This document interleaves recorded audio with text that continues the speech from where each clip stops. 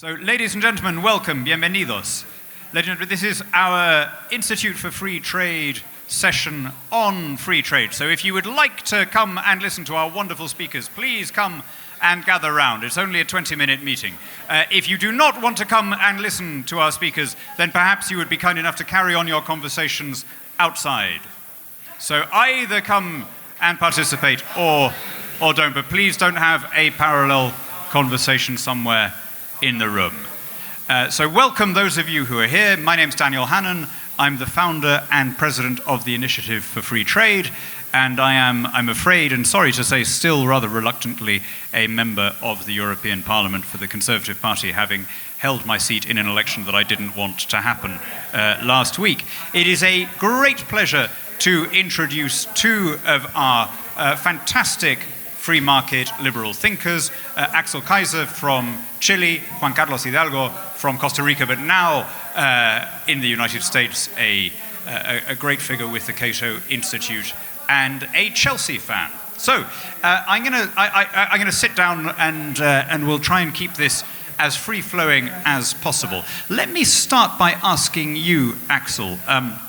Chile always held up, despite all the problems you were identifying downstairs, as the successful economy in Latin America, the one where free market reforms went the furthest.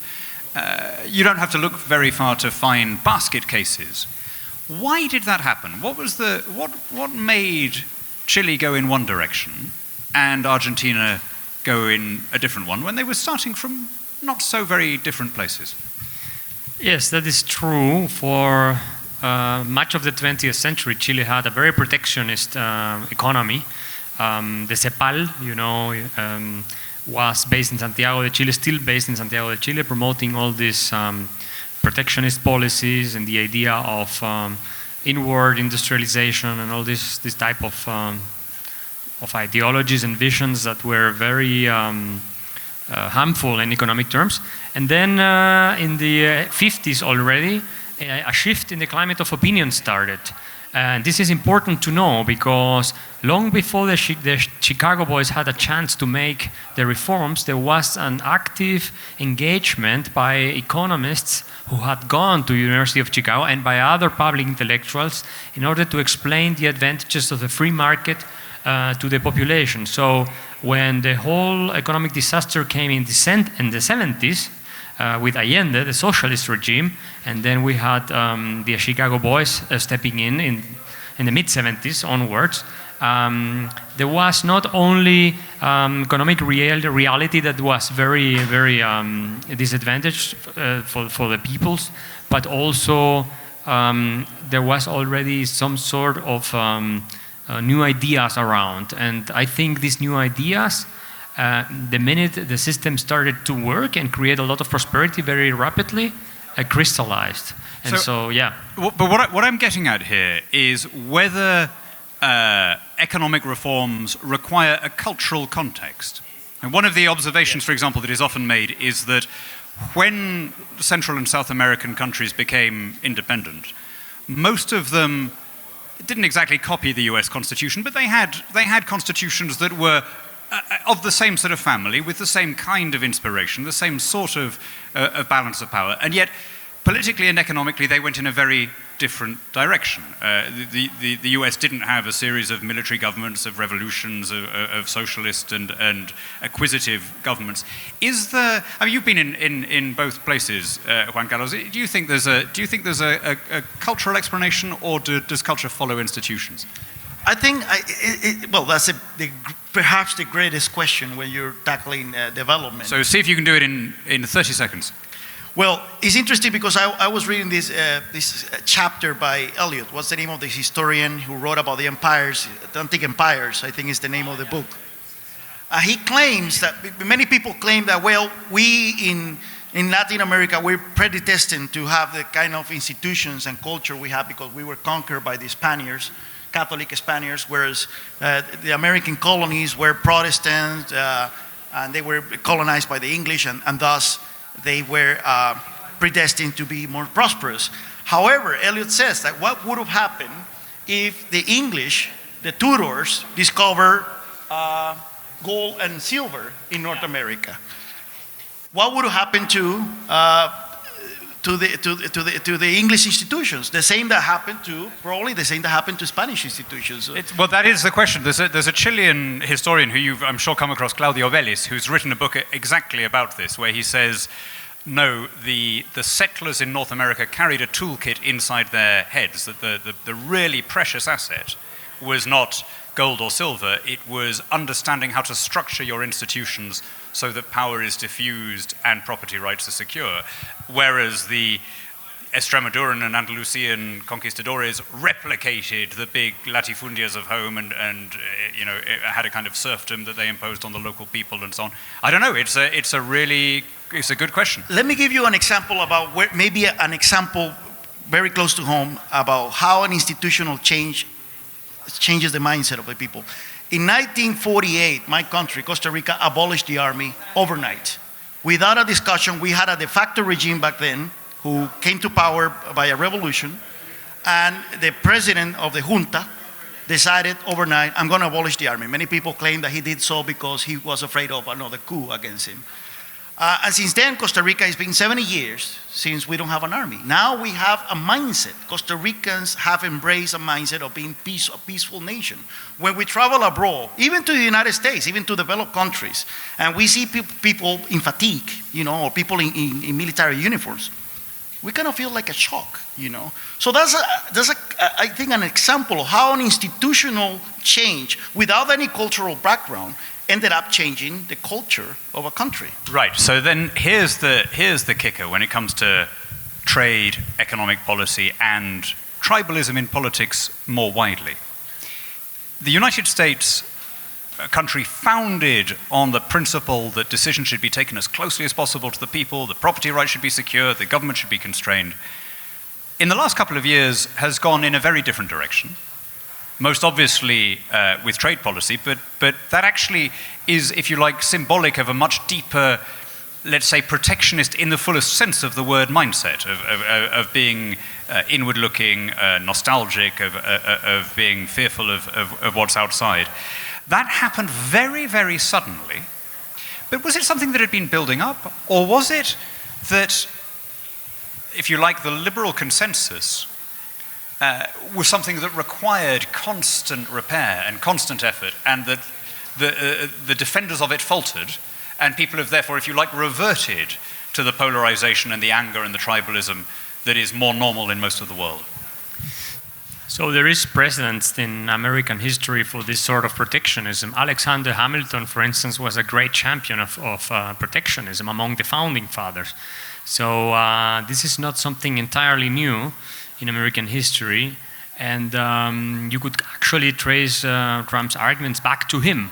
And he was, in that sense, pretty much against the Adam Smith type of free market philosophy. But then I think it has been building up. And if you read, for instance, Charles Murray's book on the situation or the state of the white class working men, workers in America, you see different numbers, not necessarily because of trade, I'm not saying that, but different numbers that could explain why large parts of the population that are supporting Trump are frustrated with their economic and social development. And I think when you blame someone like the Chinese or whatever, it's politically... Right, and so here's the interesting question.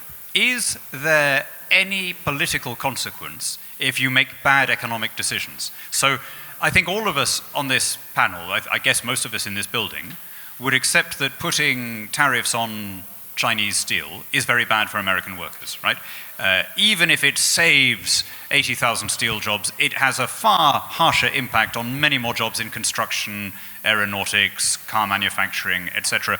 Pushes up prices for consumers, means they have less to spend on everything else, destroys many, many more jobs. I think I read one calculation, destroys 19 jobs for every job it creates. And yet, the people who have been most negatively impacted by those policies seem to be the loudest cheerleaders. Now, is that because they don't understand what's going on? Is it because the costs are dispersed? Or is it really about culture for them rather than economics? Probably it's because costs are dispersed, but I think mostly it's because we are human beings and we are not economic agents. And in neoclassical economics and the free market movement in general, we tend to forget that. This is about dignity. And people feel that they are being vindicated by Trump when Trump does that. And they are not being, abused anymore by these Chinese who are cheating with their currency or this and that. And people feel, I'm willing to take the cost if I have a say in all this and someone is representing me. And you cannot expect a very sophisticated economic analysis from most people anyway, not even from intellectuals and from, social scientists or people with PhDs from Harvard. Sometimes they don't even, not even them understand basic economics. So I think this has a lot to do with dignity.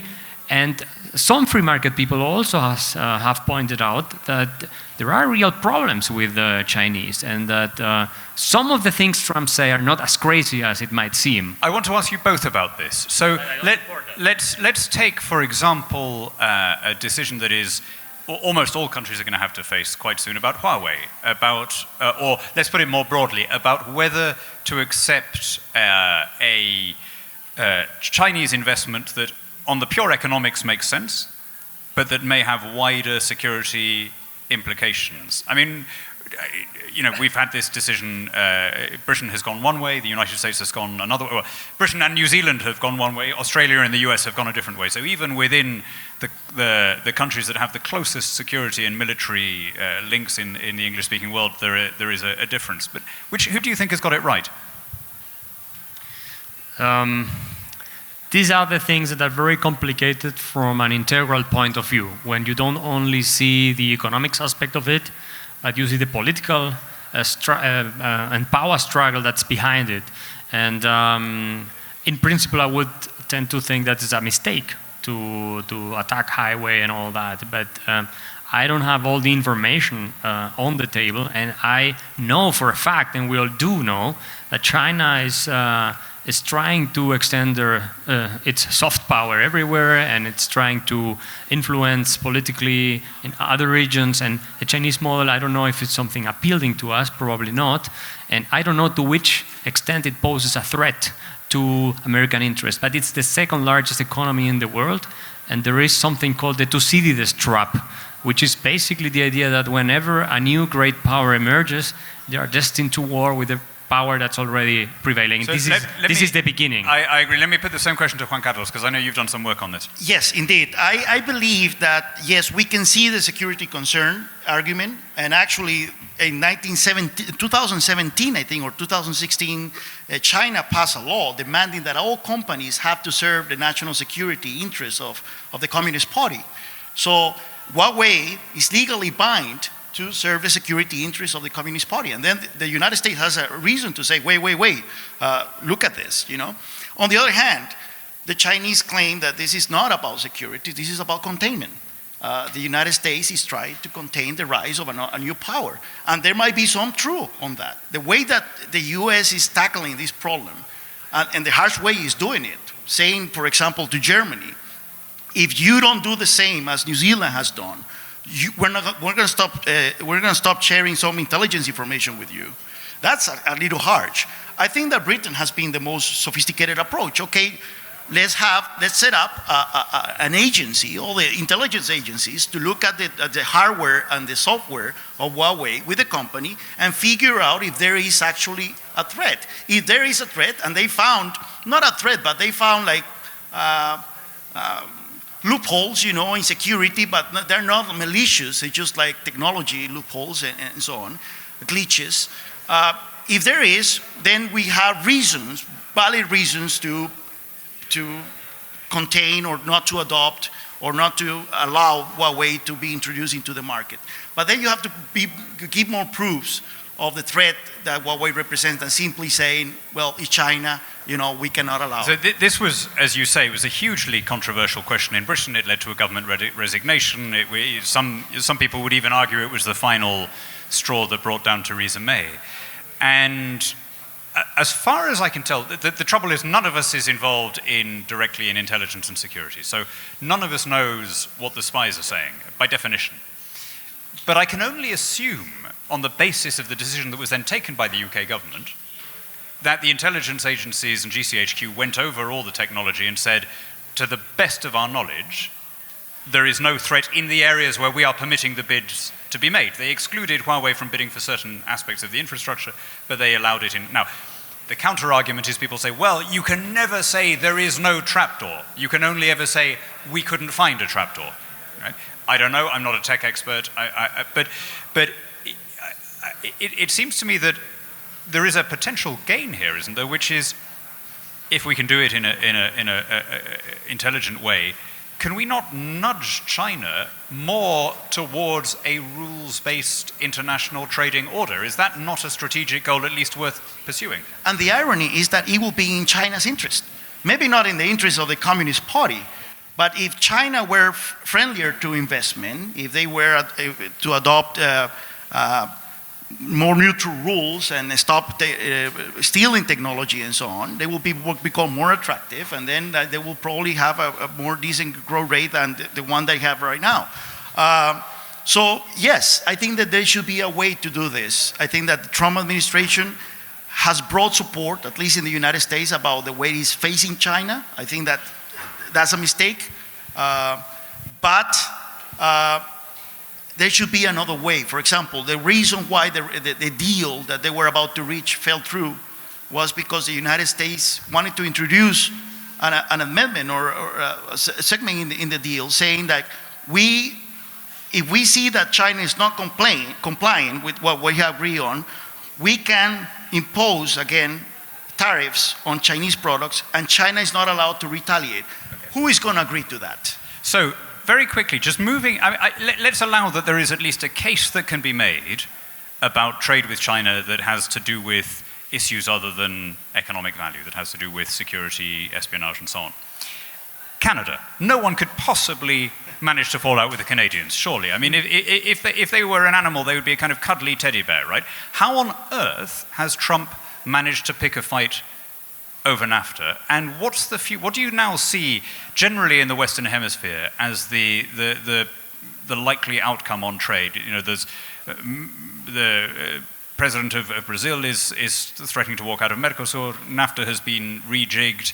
Is the era of Pan-American trade coming to a close? I don't think so. I don't think it's coming to a close. I mean, as far as NAFTA is concerned, I think it's going to survive. I don't think they're going to really put an end to the deal. Maybe there will be some adjustments, but I don't think that NAFTA will cease to exist. I don't think that Trump even could do that, like even if he wanted to. He would need the Parliament, Congress for that, and so that it's not easy. And but he's threatening to impose tariffs on Mexico now, and this is crazy, I think. But Trump is not going to be there forever. So we have to see these things in the longer perspective. So, and I hope Bolsonaro gets out of the Mercosur, because that would be great for Brazil. Very good. My concern is using that argument of national security in order to impose tariffs. Trump is not only using it against Canada and Mexico, he's threatening to do it against the EU when it comes to cars. That's a poison pill in the world trading system that we don't need to pick on. We have 60 seconds left, so I'm going to give you each 30 seconds on how do you expect Brexit to pan out?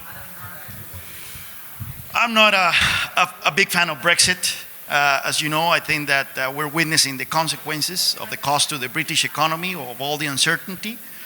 I'm looking forward to see who's the new leader of the Conservative Party. Probably it's going to be Boris Johnson. He's supposed to deliver this amazing Brexit deal that Theresa May was incompetent to deliver. I'm looking forward to see how it's going to look. No, I was in favor of Brexit. I predicted it. I won many bets on that, and I think it was a classic demonstration of Anglo-Saxon love for freedom. And it was badly implemented by Theresa May. Well, it was not implemented at all.